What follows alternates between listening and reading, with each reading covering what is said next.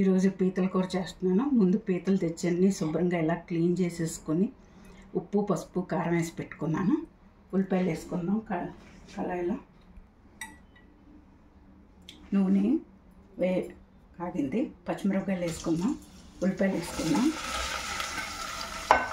కరివేపాకు వేసుకుందాం.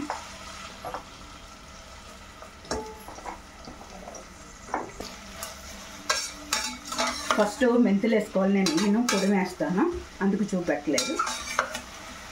ఇది మగ్గనే వాళ్ళు ఉల్లిపాయ. దీంట్లో నూరుకోవడానికి వెల్లుల్లిపాయ 1.5 వేసాను పాయ, ధనియాల పొడి 2 స్పూన్లు, మెంతి పౌడర్ 1 చిన్న స్పూను, జీలకర్ర 2 చిన్న స్పూన్లు. ఇవి శుభ్రంగా పేస్ట్ కొట్టుకోవాలి. కొట్టి చూపెడతాను. ఉల్లిపాయ సగం వేగింది.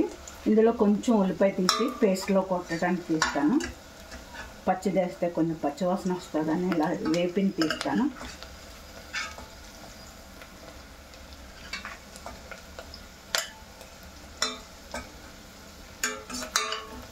ధనియాలు, జీలకర్ర, వెల్లుల్లిపాయ, ఉల్లిపాయ ఇది పేస్ట్ కింద కొట్టి చూపాను.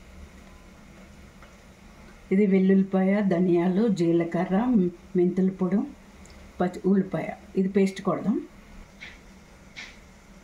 ఉప్పు కారం అందులో పీతల్లో కొంచెం వేసాను కాబట్టి ఒక్కొక్క స్పూన్ వేసాను. ఇదేమో 100 గ్రాముల చింతపండు పులుసు. అవి 10 పీత ముక్కలు 100 గ్రాములు సరిపోద్ది కరెక్ట్గా. ఉల్లిపాయ వేగిపోయింది.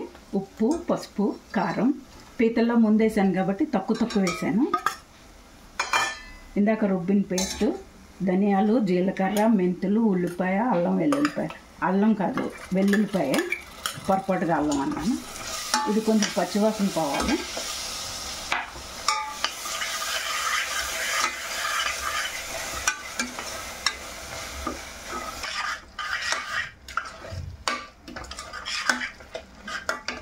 పచ్చివాసన పోతుంది. ఇప్పుడు చింతపండు పులుసు వేసుకున్నాం.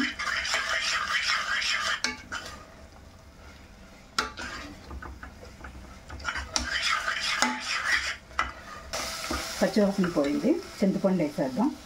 ఇది 100 గ్రాముల చింతపండు.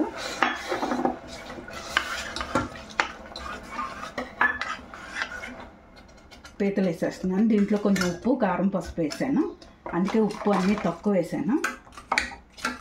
కొంచెం నీళ్ళు పడతాయి.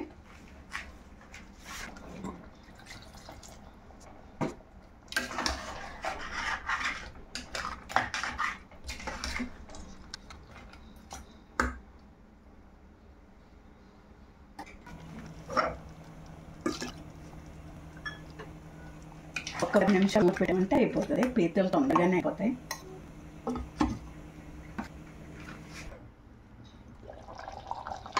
కూర రెడీ అయిపోయింది. కొత్తిమీర వేసుకుని దింపేసుకోవటమే.